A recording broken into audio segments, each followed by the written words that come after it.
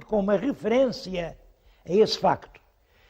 As reformas que têm ocorrido em Portugal nas últimas décadas, como todos sabem, são, de certo modo, controvertidas. Há quem ache bem, há quem ache mal. A única que é unânime, acerca da qual toda a gente está de acordo, é esta do Estatuto da Autonomia das Ilhas Açorianas. Não há dúvida de que este novo regime jurídico veio permitir progressos que todos os portugueses de há muito desejavam.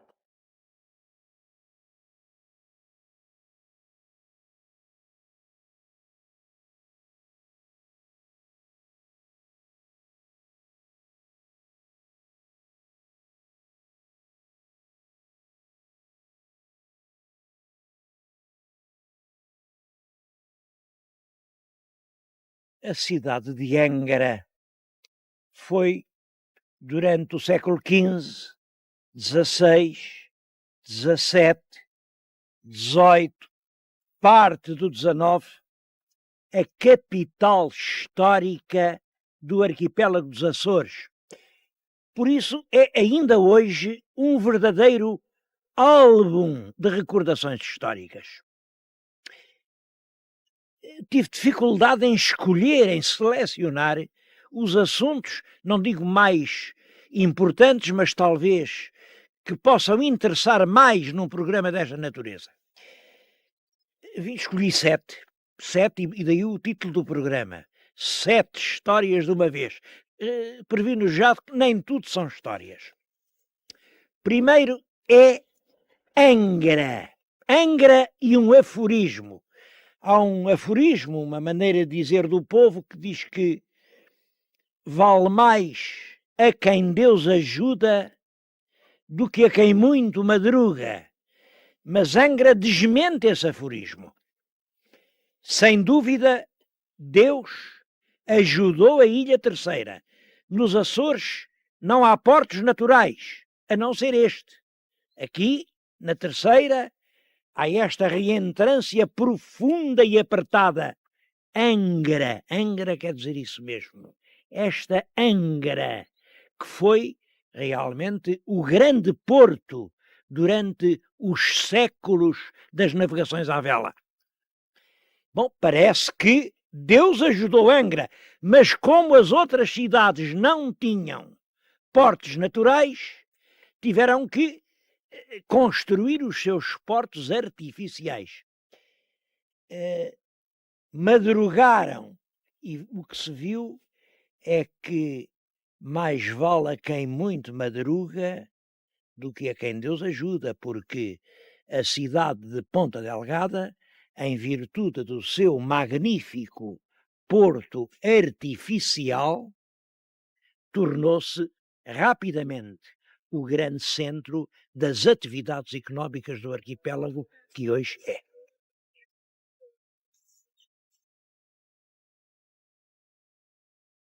Os inícios do povoamento da Ilha Terceira estão ainda cobertos de mistério. Sem dúvida que o primeiro senhor da ilha era um sujeito chamado Jacome de Bruges. Jacome é um nome muito corrente na altura. Jacome é o mesmo que Jaime, é o mesmo que Tiago, é o mesmo que Diogo. O facto de lhe chamarem de Bruges significa que ele seria realmente Flamengo. E isto está ligado com a lenda dos Flamengos nos Açores. Eu já aqui há uns anos vim aqui fazer um programa e disse isso, a lenda dos Flamengos nos Açores. Nessa altura pedi desculpa. Disse, vocês desculpem, eu digo lenda porque isso não tem nenhum fundamento histórico. E tenho que dizer lenda, mas peço desculpa, porque sei que vocês julgam que é verdade. Bem, penso que hoje, uns anos depois, já não há razão nenhuma para pedir desculpa. Na Portugália, pediram a um grande historiador, ao Charles Verlinden, um grande historiador, belga um estudo sobre os flamengos nos Açores. E ele acabou definitivamente com isso. Claro que não houve nenhuma colonização flamenga nos Açores e os Açores foram feitos por portugueses. Em todo caso, houve flamengos. Por exemplo, este homem que veio para aqui, o tal Jacome, era flamengo e outros importantes eram flamengos. E a certa altura, isto é que tem graça, houve mesmo uma tentativa de recrutamento de gente na Flandres. O que se passava era isto, é que ao passo que a Ilha da Madeira tinha sido um louvar a Deus de dar dinheiro, os portugueses chegaram lá e aquilo, como dizia um cronista, era a terra da promissão. Há um que até diz que aquilo, as reses ainda mamavam e já pariam. Foi uma coisa fabulosa e aqui não era assim.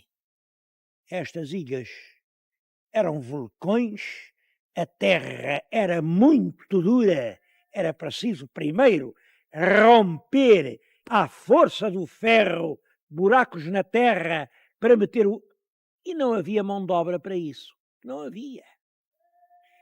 Então há uma tentativa de recrutar gente que viesse para aqui, realmente na Flandres. Há uma notícia que julgo que é que se deve seguir, que é o relato do Valentim Fernandes. Dizia ele que em 1477, e será mais ou menos isso, 77, um tal Frei Pedro, um franciscano, foi à Flandres falar com a duquesa, a Dona Isabel, que, como sabem, era portuguesa. E que a Dona Isabel o pôs em contacto com um tal Joste de Utra, um fidalgote pobre, arruinado, que precisava de se arrumar de qualquer maneira, e que o frade convenceu o Dutra a vir para os Açores. Naturalmente contou-lhe maravilhas, disse que isto aqui era um céu aberto, havia prata e havia estanho, disse que eram as célebres ilhas do açúcar português, que era mentira. As ilhas do açúcar era a Madeira. Mas enfim, o Dutra lá conseguiu arranjar 15 companheiros que vieram com ele. É claro, vieram e ao fim de uns meses, parece que de um ano, tinham gasto tudo quanto traziam. A terra aqui é muito dura e os colonos, eram 15, revoltaram-se contra o Jost von Dutra. Revoltaram-se. Ele teve que fugir para Portugal. Chegou lá, o rei entregou-lhe forças para ele vir aqui e dominar a rebelião, e agora aqui uns dizem que os levou presos para Lisboa, outra fonte diz que não, que os convenceu a pegar na enxada e a cavar rudemente a terra. Até um desses 15 homens foi justamente o que introduziu a cultura do pastel nos Açores. Mas a isso se reduz aquilo que depressa se transformou numa lenda, a lenda de um primitivo povoamento flamengo dos Açores. Uma lenda que hoje está inteiramente desacreditada, mas eu sei como nasceu.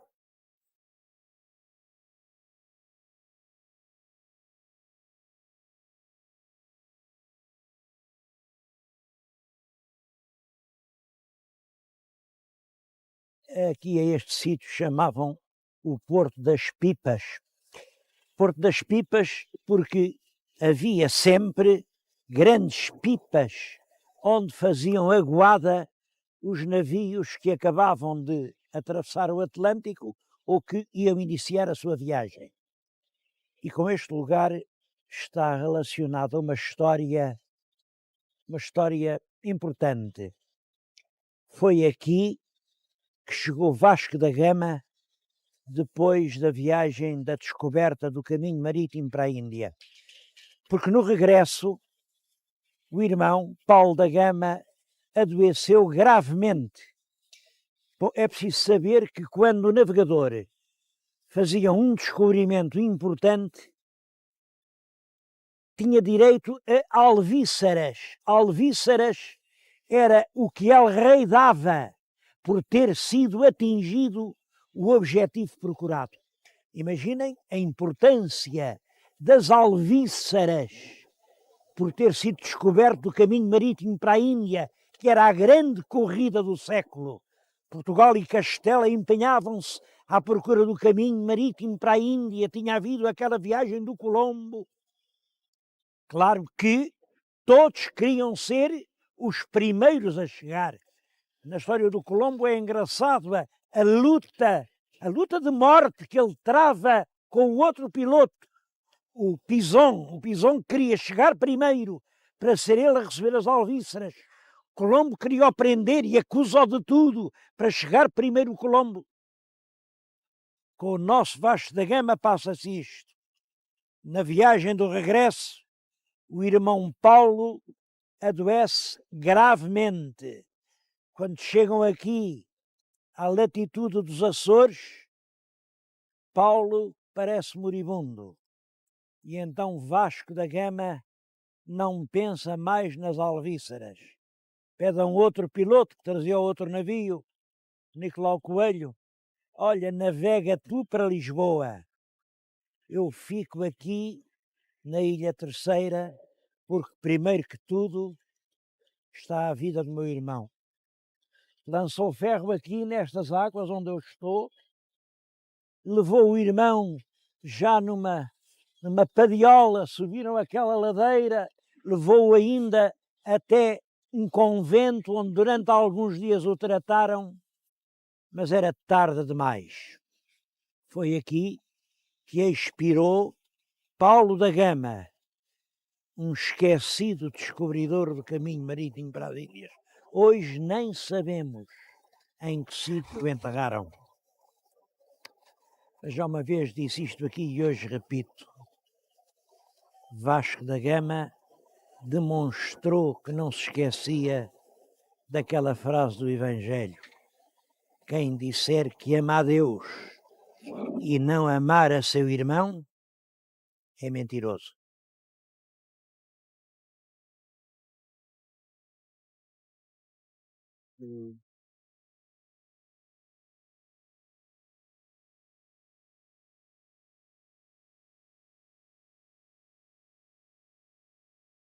A viagem de Vasco da Gama, como a viagem do Cristóvão Colombo, vieram revelar toda a importância que as ilhas dos Açores tinham para as comunicações entre os continentes. Reparem que os Açores ficam quase a meio caminho entre a Europa e a América. Quem vinha do velho continente e ia para o novo, tinha aqui ilhas onde meter água fresca, onde desembarcar os doentes, onde renovar os víveres. Mas a escala servia também para quem ia para o Brasil, para quem vinha da Índia.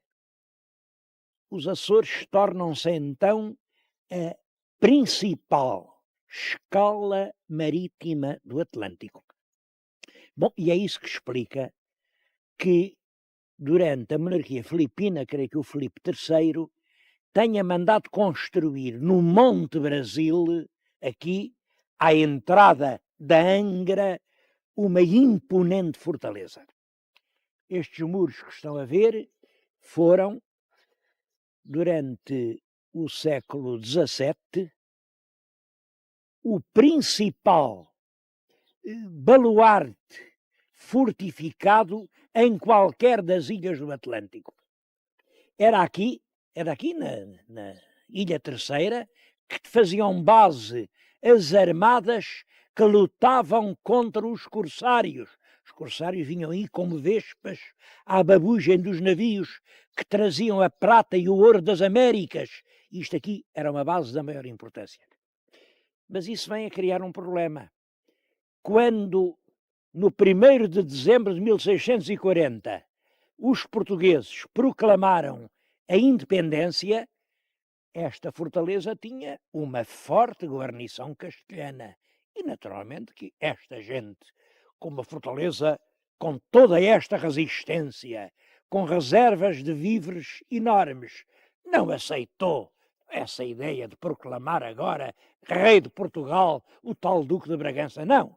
Aqui continuou El Rei Felipe. E é então que se dá a epopeia da reconquista do castelo pela população de Angra. A metrópole, coitada, estavam lá no reino, estavam atrapalhados com tantos problemas que não puderam mandar ajuda nenhuma. Mas a população açoriana, sobretudo os terceirenses, durante cerca de um ano, fizeram uma guerra sem quartel ao castelo. Eles não queriam saber, aqui é que havia mais armas, havia canhões, podiam destruir a cidade. Não tiveram medo. Salientaram-se nessa luta 3 irmãos tanoeiros. Não sei os nomes deles, porque até hoje só chegaram os seus alcunhas. Eram os 3 irmãos Nossa Terra. Mas vejam lá se alguém pode ter um nome mais bonito. Nossa Terra.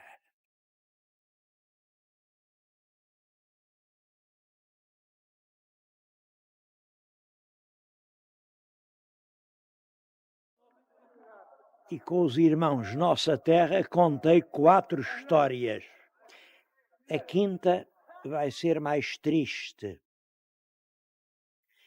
Esta casa que vê na vossa frente serviu de passo a El Rei de Portugal durante longos 5 anos. É exatamente a terceira janela a contar da esquina. Era ali o quarto do rei Dom Afonso VI. Houve aquela Revolução de Lisboa. Coitado do rei, não dizia coisa com coisa, ele mal podia falar. O rei não tinha movimentos, era hemiplégico, não podia dar um passo. Não percebia o que lhe diziam.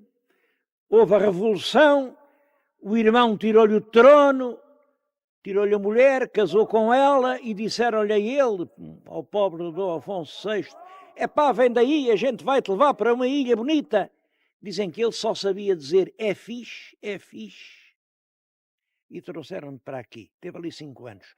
Ele não saía, não era capaz de sair. Chegaram a mandar vir de Inglaterra cavalos de raça e uma boa sege para ele dar passeios e ver a linda paisagem desta ilha. Mas como é que um rei assim, um rei hemiplégico, podia passear? O que é espantoso é isto. Apesar do rei, coitado, ser um farrapo humano, pois arranjaram uma conspiração para o raptar daqui e fazer triunfar outra vez o partido do Conde de Castelo Melhor, que era o partido que era simbolizado pelo rei. Por isso, levaram-no de Angra, meteram-no em Sintra, vejam as voltas que a política dá. Entenderam que em Sintra estava mais seguro que aqui, neste castelo de Angra. Angra, que então ainda não era do heroísmo. É claro que hoje falam dele como um dos prisioneiros do castelo. Creio que ele não foi prisioneiro do castelo. Ele foi prisioneiro de si próprio. Há muitas formas de prisão, formas atrozes, mas acho que a pior de todas, a única que não tem libertação possível, é a de sermos prisioneiros de nós próprios.